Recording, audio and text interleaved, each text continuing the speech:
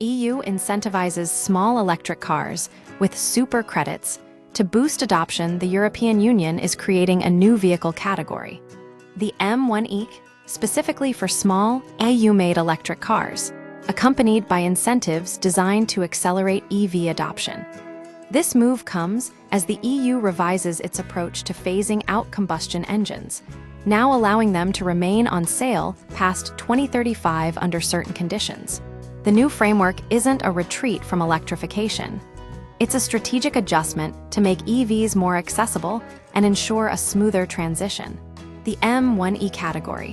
What you need to know to qualify as an M1E vehicle: a car must be fully electric and no longer than 4.2 meters, 165.3 inches in length, and crucially, assembled within one of the EU's 27 member states. This is smaller than Japan's K cars, but still a practical size for urban driving. The key benefit? Super credits. Each M1E certified vehicle will count as 1.3 towards a manufacturer's CO2 compliance targets, giving them a 30% advantage.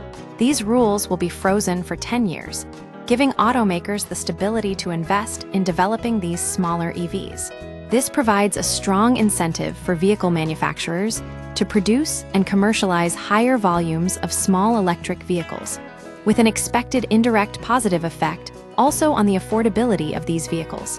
Why this matters? A pragmatic approach to electrification. The EU's decision isn't simply about emissions targets. It's about practical realities. Smaller, affordable EVs are more likely to be adopted by the mass market than expensive, oversized electric vehicles. By incentivizing their production, the EU aims to make EVs accessible to a broader range of consumers. Requiring EU assembly also protects local jobs and reduces reliance on foreign manufacturers. This is a calculated move to secure the European automotive industry's future in a rapidly changing market. Which cars qualify? Several existing and upcoming models already meet the M1E criteria. Renault, Twingo 4 and 5, Volkswagen Group, ID, Polo, Skoda Epic, and Cupra Ravel Stellantis. Citroën EC3, Opel Corsa Electric, Fiat 500e, and Peugeot E208 Kia.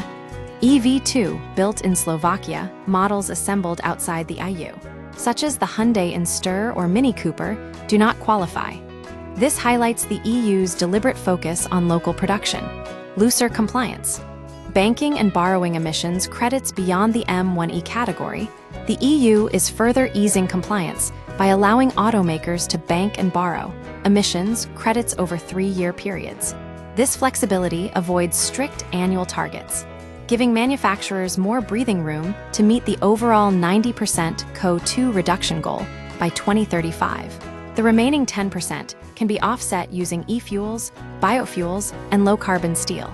EV adoption trends. Data from the European Automobile Manufacturers Association, ACEA, shows that EVs accounted for 16.4% of new car sales in the EU during the first 10 months of the year, rising to 18.3% when including neighboring countries.